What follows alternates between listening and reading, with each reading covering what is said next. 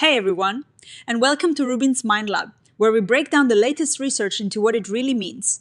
Ever wondered if seeing is truly believing, or if our brains play tricks on us by making things look clearer or blurrier than they actually are? Well, buckle up, because a fascinating study has been digging into just that, and it turns out our minds might be sharper than we think, especially when memory gets involved. This research is essentially a deep dive into a really cool idea. Can our knowledge and what we already know actually change how we see things? Specifically, they're looking at whether familiar words appear sharper or less blurry than random strings of letters that look like gibberish. It's like asking if your brain can sharpen up things it recognizes. Imagine looking at two blurry letter strings. One is a real word like cat, and the other is a jumbled mess, like TCA, but both are blurred by the exact same amount. Would one look clearer than the other? That's the core question here. Scientists found that people did see familiar words as less blurry, even when they were objectively just as blurry as the non-words. The big debate, though, is whether this is happening in our eyes and early vision, or later on in our memory and judgment. This study tried to untangle that by changing how they presented the blurry letters. So, for a long time, scientists have been fascinated by how our thoughts and experiences can influence what we see. Think about it. If you're expecting to see a dog, you might spot one faster or even perceive a dog-like shape in a shadow. This is called top-down processing your brain using its knowledge to interpret the fuzzy incoming signals from your eyes. But here is the tricky part. Does this knowledge influence actually change the raw visual data right at the start, or does it happen after you've already seen it, when you are trying to remember it or make sense of it? That's the puzzle this paper is tackling. They're building on previous work, like a study by Lupyan, which suggested that words really do look sharper, implying it's a change in our actual visual perception. This is where our researchers decided to get clever. They noticed that previous studies might have let people look at the blurry letters for too long, or use methods that could be influenced by memory, or how people just decided to answer. So they designed their own experiments to be super controlled. They essentially had people play a game where they looked at two blurry letter strings, one above the other. One was called the target, and the other the sample. The big twist was that sometimes both strings stayed on screen while people decided which one was blurrier, and sometimes the sample string disappeared after a short time, forcing people to rely on their memory of it to make the judgment. They also switched between real words and nonsense letter strings as the sample. In this first experiment, they had about 100 people look at blurry words and non-words. They found that when people had to remember the sample string after it disappeared, they were much more likely to say that the non-words looked blurrier than the words. But when both strings were visible at the same time, the difference wasn't as strong, and sometimes it even went the other way. This pattern, where the memory part showed a clear difference and the immediate perception part didn't, was a big clue.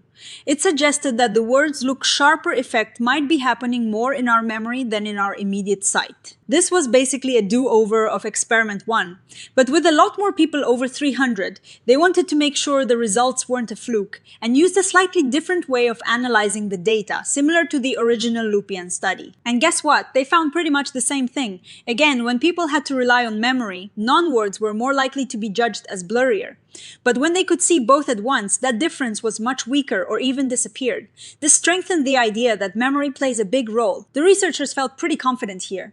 The fact that the word sharpening effect was only really strong when memory was involved, not when people were looking directly, suggested it wasn't just a low-level perception thing. It seemed more like our memories of words might make them seem sharper when we recall them. They also noticed something else interesting. In the memory condition, people generally judged both words and non-words as being less blurry than they were when they saw them directly. It's like when you remember something, your brain might fill in the gaps and make it seem a bit clearer than it really was. Now, the researchers were super careful. They realized in experiments 1 and 2, if the sample was a word, it was always the exact same word as the target. This could be a problem, a confound, meaning the results might be due to seeing the same word twice, not just because it was a word. So in experiment 3, they changed things up. They made sure that if the target was a word, the sample word was a different word, and if the sample was a non-word, it was a scramble of that different word. They also made sure the target and sample words didn't share any letters and weren't related in meaning. They wanted to isolate the effect of just being a word versus a non-word. Scroll Fig 9. Proportion of sample is blurrier responses for experiment 3. Results are split by sample type, word VCs, non-word, and block type, perceptual VCs, memory. Error bars represent standard error of the mean Fui. Canvas, even with this super clean setup, the story was familiar. Non-words were judged as blurrier than words, and again, this difference was much stronger in the memory block than in the immediate perception block. This was a really important step. It showed that the effect wasn't just about seeing the same word twice.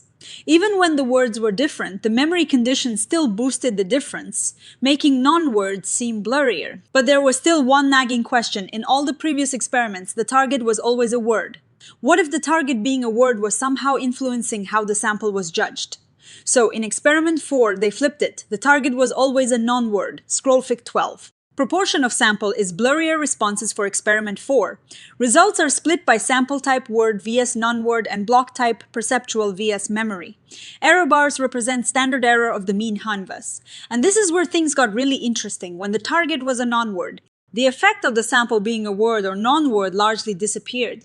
There was no clear words look sharper effect in this setup, and no significant difference between memory and perception. When they directly compared experiments 3 word targets and 4 non-word targets, they found that the advantage for word samples was only really strong when the target was also a word. They think this might be because of something called a vertical attention bias. Basically, when the top item, the target, is meaningful, like a word, we pay more attention to it. This extra attention might make the bottom item, the sample, seem relatively blurrier if it is a non-word, or sharper if it's also a word.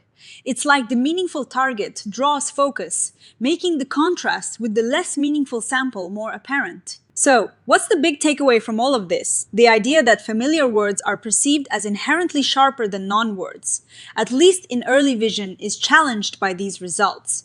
While there was some evidence that words might look clearer than non-words, this effect was highly dependent on the task. Crucially, the effect was much more reliable and stronger when participants had to rely on their memory rather than when they were judging the stimuli in real time.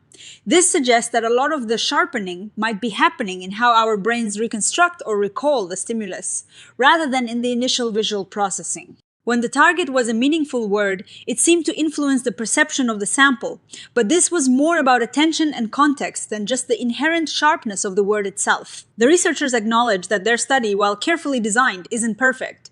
They used artificial blurry stimuli, and the task itself was quite difficult. But their main point is strong: the context of the judgment, whether it is immediate or memory-based, and what the target stimulus is matters a lot. So, what does this mean for us? It suggests that our knowledge and memory are powerful tools that can shape our visual experience, but perhaps not always in the way we intuitively think. It's not necessarily that words have some magical perceptual quality that makes them inherently sharper.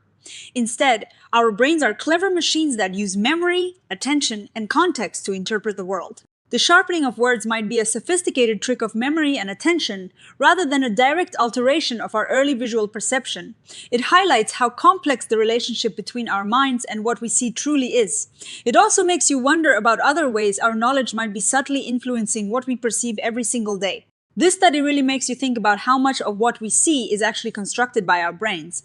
It is a beautiful reminder that perception isn't just a passive reception of information, but an active, dynamic process influenced by our internal world. If you found this as mind-bending as I did, please give this video a thumbs up, leave a comment with your thoughts. And don't forget to subscribe to RUBIN'S Mind Lab for more explorations into the fascinating world of psychology. Thanks for watching, and I'll see you in the next one.